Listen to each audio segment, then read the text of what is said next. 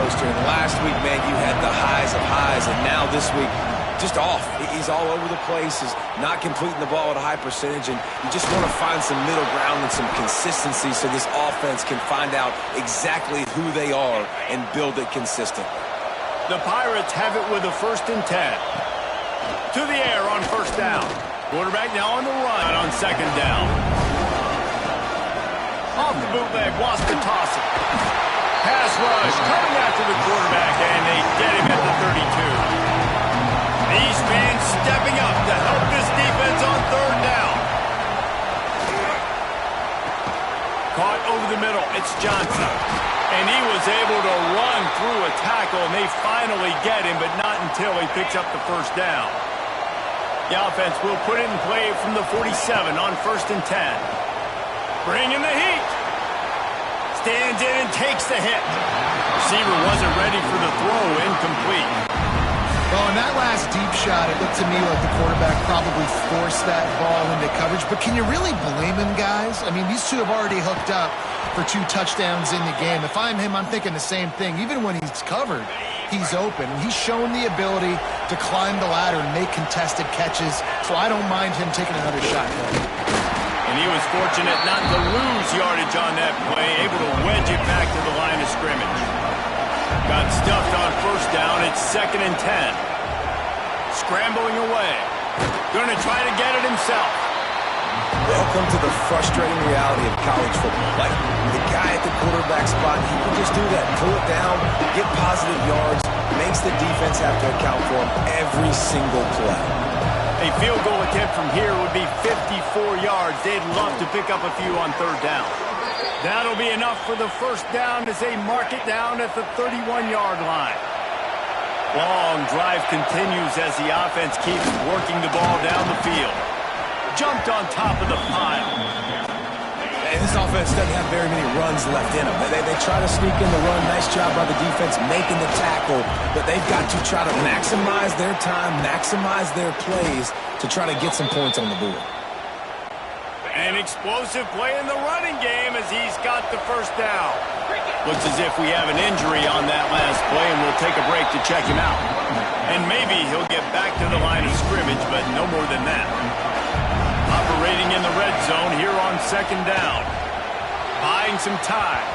And it'll be incomplete. He got on the move trying to make something happen, but just couldn't find a man. Well, no mystery here. 3rd in California late in the game. Defense knows they're going to throw it, so they're going to have a lot of guys back in zone coverage. These guys up front are going to be pinning their ears back. Quarterback better have the clock going off in his head. He'll be stopped short of the line to gain. Needed about 3 more on that one. Timeout is called, and it's the defense wanting to make sure that everyone's on the same page for this big down. Man down on the play as the officials take a break to let him be checked out. He wants to start this drive with a pass. They make the stop, trying to pick up just a little bit at a time to get to that 1st down marker. They'll try to kick it into overdrive. Clock's running, 2nd down coming. Back to pass. Hauls it in. Brings into the open. He gets those chains moving, gets it out to the 42-yard line. Defense in press coverage.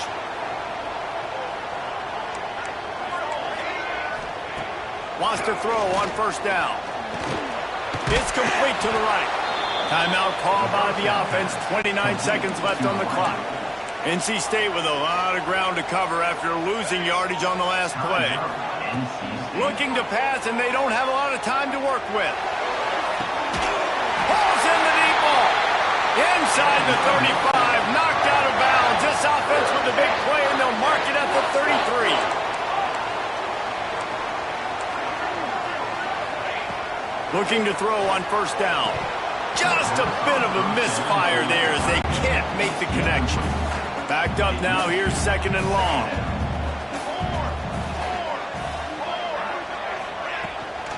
Leaves it with the back.